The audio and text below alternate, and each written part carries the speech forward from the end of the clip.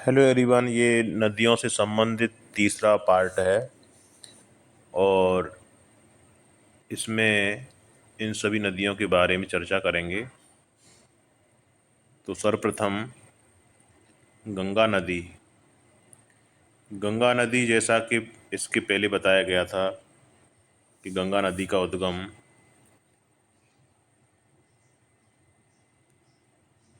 गंगोत्री हिमनद से होता है, जहाँ जिसे भागीरथी के नाम से जाना जाता है, और उसके बाद आगे चलकर देवप्रयाग में अलकनंदा के मिलने से, अलकनंदा भागीरथी के मिलने के बाद इसका नाम गंगा कहा जाता है। और ये बंगाल की खाड़ी में इसका समापन होता है, जहाँ पर डेल्टा का निर्माण होता है। गंगा ब्रह्मपुत्र का डेल्टा विश्व का सबसे बड़ा डेल्टा है और जिसे सुंदरबन नाम से जाना जाता है, क्योंकि यहाँ पर सुंदरी वृक्ष पाए जाते हैं, मैंग्रोव वन सुंदरी पाई जाती है, जिसके नाम पर सुंदरबन डेल्टा बोला जाता है। और इसके साथ ही जब ये नदी बांग्लादेश में प्रवेश करती है तो इसे पद्मा के नाम से जाना जाता है। पद्मा के नाम से बांग्लादेश में जाना जाता है। और इसमें से एक नदी हुगली नदी, जो जिसके किनारे कलकत्ता बसा हुआ है, इसकी वितरिका है, जिसे विश्वासघाती नदी के नाम से जाना जाता है, क्योंकि ये नदी के समापन से पहले इसका साथ छोड़ जाती है और इस आधार पर उसे हुगली नदी को विश्वासघाती नदी बोला जाता है। इसके बाद रामगंगा। रामगंगा नदी ये भी हिमालय से निकलती है और उत्तराखंड के गढ़वा जिले से निकलकर गंगा में इसका समापन हो जाता है, गंगा में मिल जाती है।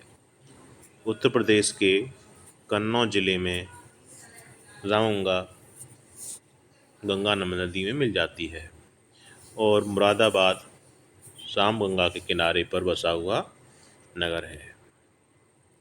इसके बाद गोमती। गोमती नदी एक ये प्लेन एरिया की नदी है, जिसका उद्गम उत्तर प्रदेश में ही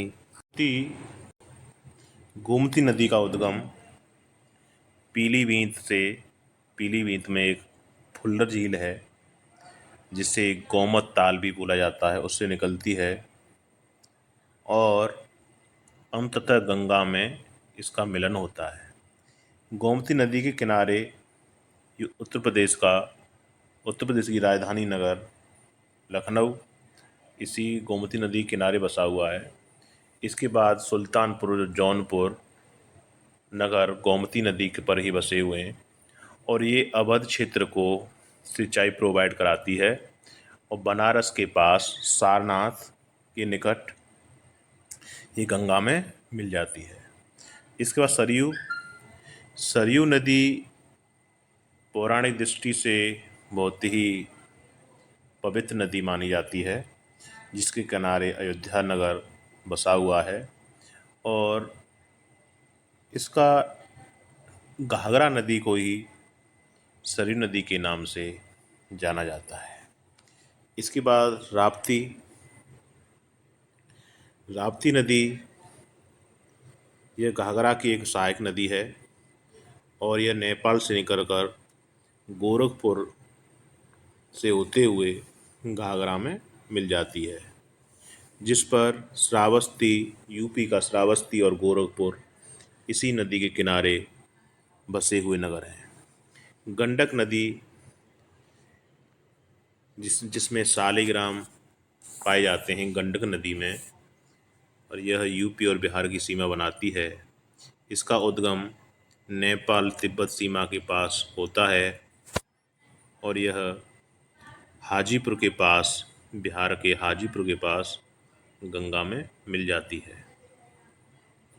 बूढ़ी गंडक यह भी नेपाल से निकलती है और मुंगेर शहर के पास, मुंगेर बिहार में मुंगेर शहर के पास गंगा में जाकर मिल जाती है। मोतिहारी, मुजफ्फरपुर, समस्तीपुर इसके किनारे बसे हुए नगर हैं। इसके बाद बागमती। बागमती नदी का उद्गम नेपाल तिब्बत सीमा पर होता है और काठमांडू घाटी से होकर ये बहती है। आगे चलकर कोसी में कोसी नदी है जिसमें जाकर यह मिल जाती है। इसके बाद कोसी नदी का उद्गम नेपाल में होता है जिसका निर्माण 7 धाराओं के मिलने से होता है। 7 धाराओं में सतकोसी, तामाकोसी, दूधकोसी, बेतिया कोसी, अरुण, तांबर ये नदियों के मिलने से इसका निर्माण होता है। इसका मुख्य जो धारा है वह अरुण नदी है।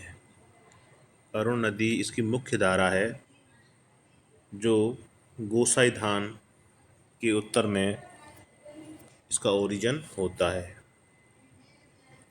यह बिहार का शोक बोला जाता है। इसे बिहार का शोक बोला जाता है क्योंकि यह अपने मार्ग बदलने के लिए जानी जाती है।